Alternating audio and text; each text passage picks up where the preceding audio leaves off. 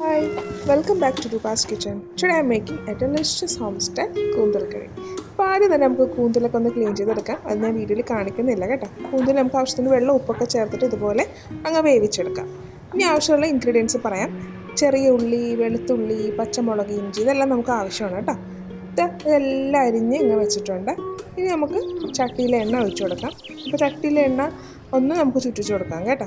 ഒരു പ്രത്യേക ടേസ്റ്റാണ് ചട്ടിയിൽ നമുക്ക് സീ ഫുഡൊക്കെ വെക്കുമ്പോൾ അല്ലേ. അപ്പോൾ എല്ലാവരും ഇത് ചട്ടിയിൽ തന്നെ വെക്കാൻ ശ്രദ്ധിക്കാം കേട്ടോ. നമ്മുടെ ഇൻഗ്രീഡിയൻസ് എല്ലാം നമുക്കിതിലേക്ക് ചേർത്ത് കൊടുക്കാം. ഇനി നമുക്ക് കറിവേപ്പില ചേർത്ത് കൊടുക്കാം. ഇതിൻ്റെ ഒപ്പം തന്നെ നമുക്ക് ഒരു തക്കാളി കുഞ്ഞിനായിട്ട് അരിഞ്ഞത് നമുക്കത് ചേർത്ത് കൊടുക്കാം. നല്ലപോലെ ഒന്ന് മിക്സ് ചെയ്ത് കൊടുക്കാം കേട്ടോ. ഒത്തിരി അങ്ങ് വഴഞ്ഞങ്ങ് പോകരുത്.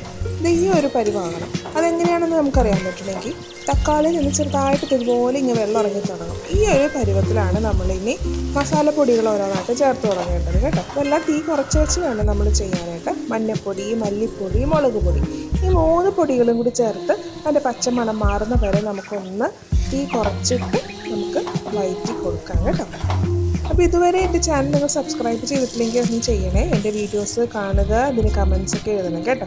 നമുക്ക് ആവശ്യത്തിനുള്ള വെള്ളം ഇതിലേക്ക് ചേർത്ത് കൊടുക്കുന്നത്. ഈ ഒരു തിക്ക് ഗ്രേവി ആകണം. തിളച്ചു തുടങ്ങിയപ്പോഴേക്കും നമുക്ക് കുക്ക് ചെയ്ത് വെച്ചേക്കുന്നത് നമ്മുടെ കൂന്തൽ ചെറിയ കഷ്ണങ്ങളായിട്ടാണ് ഞാൻ കട്ട് ചെയ്തേക്കുന്നത്. നിങ്ങൾക്ക് നിങ്ങളുടെ ഇഷ്ടം അനുസരിച്ച് കട്ട് ചെയ്യാം കേട്ടോ.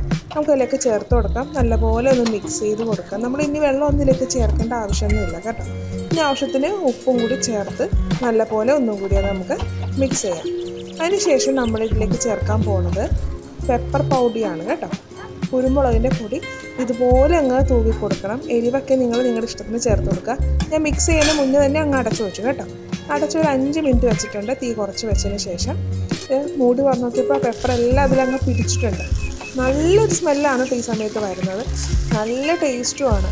ഇനി നമുക്കൊന്ന് മിക്സ് ചെയ്ത് കൊടുക്കാം കേട്ടോ. അപ്പോൾ നമ്മുടെ കൂന്തൽ കറിയുടെ റെഡി ആയിട്ടുണ്ട്. അപ്പോൾ നിങ്ങളെല്ലാവരും ഒന്ന് ട്രൈ ചെയ്ത് നോക്കി നിങ്ങളുടെ അഭിപ്രായം പറയണം കേട്ടോ.